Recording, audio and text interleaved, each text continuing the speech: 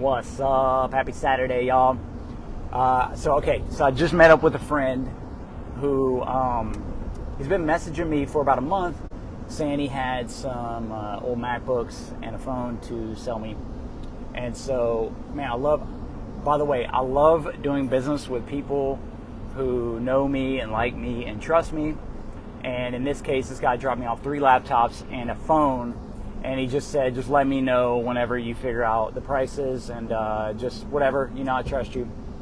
And man, that's awesome. I had another reseller send me phones in a similar fashion last week where he just sent me, I think it was like 13 phones.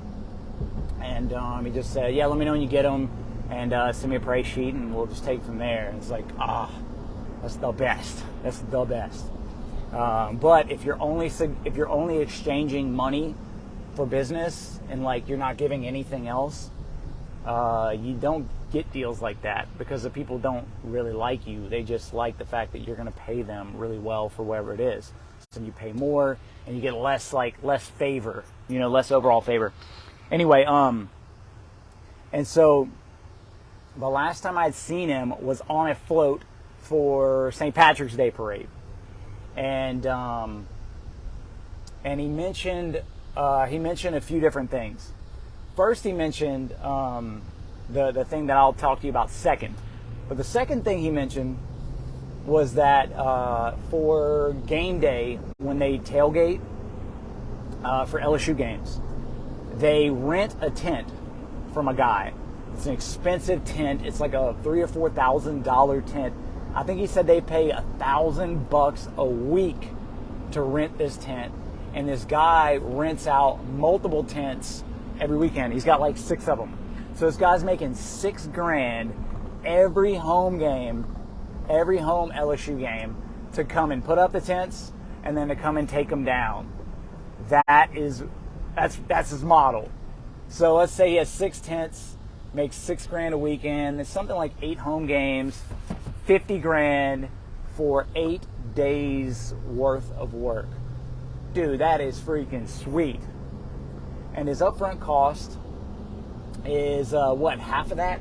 So if you got 6 tents, let's say it is actually $4,000, $24,000 up front. Now, granted, what you would do with this model is you would buy essentially 1 tent. You might not even buy 1 tent. You might actually list 1 tent for rent before you even make that decision, and you go ahead and see what the response is. And so with this guy, he trusts me, he knows me, he likes me. I could go ahead and buy a badass tent that I could have for the next 20 freaking years for family events, etc., and rent it to him for half a season, and I've got that bad boy for free for life. And a tent that costs $4,000 is a tent that is built to last. I promise you that. The tent game gets crazy. And so that's what you do. You figure out what you want. You figure out who else can pay for it. And then sometimes you end up coming out with a business model from it. It's freaking awesome. It's freaking awesome. And so then he mentions, my bad. Then I mentioned to him years back, I was looking for something on Facebook Marketplace and I saw a stock image. If you're ever looking for something on Facebook Marketplace and you see a stock image, do this. Do a reverse image search on that bad boy, and you're going to find that person sometimes is reselling the item for more than retail. And so in this case, I was looking, I don't remember what I was looking for, but I saw it, and then I did a reverse image search, and I see that, okay, he's got this item for, let's say, $160, and on Amazon or eBay, it was $80. And I was like, wow, I wonder if this guy's selling this thing. And so I put up one for sale, and I got like 20 messages. So then I bought a few, I sold a few. I went on to expand that sucker to like 10 plus cities and sell hundreds of these bad boys, hundreds of them. And I would send them to people that I trusted in different cities. I'd have them list them themselves, and they would make $20 every time they sold one. They would tell me when they were running out. I'd send them more. I made a ton of money on cash back rewards and flight miles. Dude, it was a freaking blast. So you see a stock image on Facebook Marketplace, reverse search it and see if they are in fact either drop shipping that item or buying that item and reselling it locally, because you might be onto something there.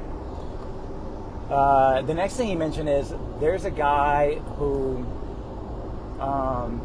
he rents out floats.